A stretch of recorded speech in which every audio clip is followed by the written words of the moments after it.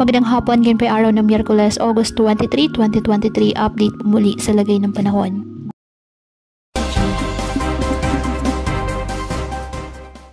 May dalawang weather system ang minomonitor sa loob po at labas ng ating Philippine Area of Responsibility ayon sa Pag-asa. Una na po dito ang Tropical Depression sa Pacific Ocean sa may silangan po ng Northern Luzon. Nasa labas po ito ng ating PAR at ngayon ay may taglay na ng lakas ng hangin na aabot sa 45 km per hour. Ang pangalawa naman po ay isang bagong low pressure area na nasa Philippine Sea. Nasa loob po ito ng ating Philippine Area of Responsibility sa may silangan naman ng Apari, Cagayan. Sa ngayon, ang low pressure area ay nakaka-apekto na po silang bahagi ng ating bansa. Kasabay po nito ang umiiral na habagat o southwest monsoon sa Southern Luzon, Visayas at Mindanao. Mababa ang tsansang pumasok ng PAR ang bagyo, ngunit magpalakas ito ng habagat.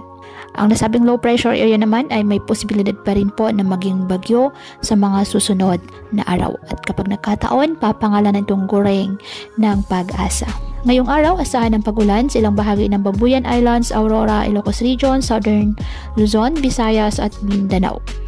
Magpapatuloy po yan at magiging malawakan na po ang mga pag-ulan sa iba pang bahagi ng bansa ngayon pagsapit ng hapon. At posible po ang heavy to intense rain sa ilang lugar kaya maging handa pa rin po sa mga pagbaha at landslide.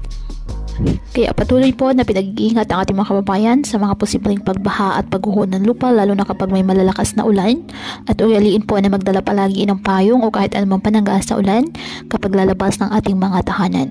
At yan po muna ang update sa lagay ng panahon ngayong araw. Muli patuloy po tayo na mag-ingat at palaging tandaan, God loves you. Stay safe and God bless po.